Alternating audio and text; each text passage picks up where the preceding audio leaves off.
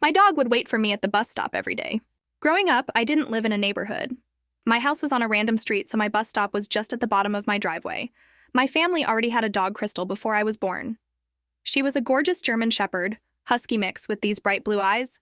We swear her pupils were a deep blue rather than black. When I started elementary school, my mom would walk me down to the bus stop every morning and be waiting there when I came home. Crystal eventually started joining us. She would walk down to the end of the driveway every morning, and she would be there every afternoon to greet me when I got off the bus. By the time I got to middle school, my parents had separated and I was no longer babysat at the bus stop, but Crystal still came. Even if it was freezing cold or blistering hot, she was there every morning and every afternoon. I don't think that at the time, I truly appreciated what she was doing. Watching me, guarding me, comforting me, saying goodbye and saying hello. It wasn't until I was 13 years old that she stopped. She got sick, she was old. She couldn't much walk around anymore, let alone keep to her diligent schedule. She died in December after 15 years of loyal, faithful, loving service to her family. It was devastating.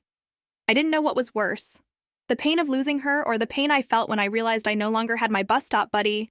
I would no longer have that comforting presence to ease my mornings, nor the joyful excitement I came home to everyday middle school. For me, was hard enough as it is.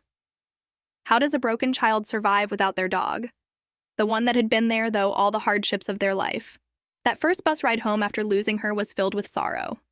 No longer would I be able to see that gorgeous puppy perk up as she saw my bus approach the house. I dreaded the entire ride home knowing she wouldn't be there at the end of it. I hated myself for not appreciating it more when I had it. I remember holding back tears as we made the turn towards my house. With my head resting against the window, I took a deep breath and stifled my tears, anticipating the lonely sight I was about to see for the first time. When my driveway finally came into view, what did I see? My cat. My cat Misty. A fluffy dark gray Himalayan was sitting at the end of my driveway. I think I was in shock. I may have felt relief, but I definitely felt loved. She had never done that before, but somehow she knew what Crystal did every day, and she knew that it was important.